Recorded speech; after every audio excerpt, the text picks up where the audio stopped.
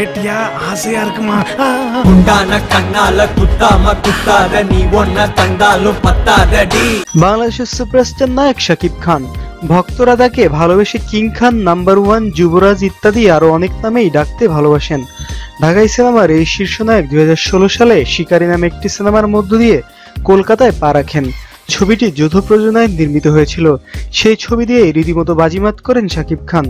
ওপার বাংলা এপার বাংলা দুই বাংলাতেই হইচই ফেলে দেন ঢাকাই সিনেমার এই সুপারস্টার।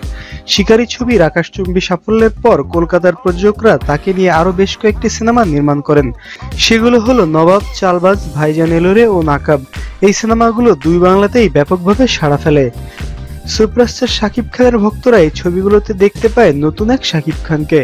শাকিব খান অভিনীত কলকাতার শেষ মুক্তিপ্রাপ্ত সিনেমা ছিল নাকাব। এই ছবিটি মুক্তির পর থেকে শাকিব খানকে কলকাতার নতুন কোনো সিনেমাতে চুক্তিবদ্ধ হতে দেখা যায়নি। মাঝে মাঝে শাকিব খান নিজেই গণমাধ্যমের কাছে জানিয়েছিলেন অচিরেই তিনি কলকাতার সিনেমাতে চুক্তিবদ্ধ হতে যাচ্ছেন। শুধু একটি নয়, চারটি সিনেমাতে চুক্তিবদ্ধ হবেন তিনি। তার ভক্ত অনুরাগীরাও আশায় বুক বেঁধে বসেছিলেন কবে সুসংবাদ আসবে, কিন্তু অনেকদিন হয়ে গেলেও শাকিব খানের বলা কলকাতায় সে 4টি সিনেমার কোনো খবর আজ পর্যন্ত পাওয়া যায়নি। এদিকে শাকিব খান দেশীয় প্রযোজনার একাধিক সিনেমাতে চুক্তিবদ্ধ হয়েছেন। সামনে সেসব সিনেমারই কাজ করবেন তিনি। কিন্তু সুপারস্টার শাকিব খানের ফ্যানরা কলকাতার সিনেমাতে শাকিব খানকে দেখতে ভীষণভাবে উদ্গ্রীব হয়ে আছেন। এখন শেষমেশ কবে নাগাদ কলকাতার সিনেমাতে চুক্তিবদ্ধ হবেন শাকিব, সেই প্রহরী গুনছেন তার ভক্তরা।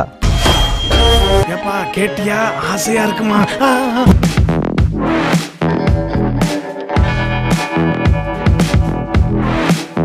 হ্যালো ভিউয়ার্স, কেমন হলো ভিডিওটি জানিয়ে দাও কমেন্ট করে। ভিডিওটি ভালো লাগলে বেশি বেশি শেয়ার করো এবং লাইক দিতে ভুলো না।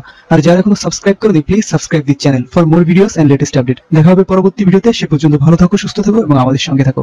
C you.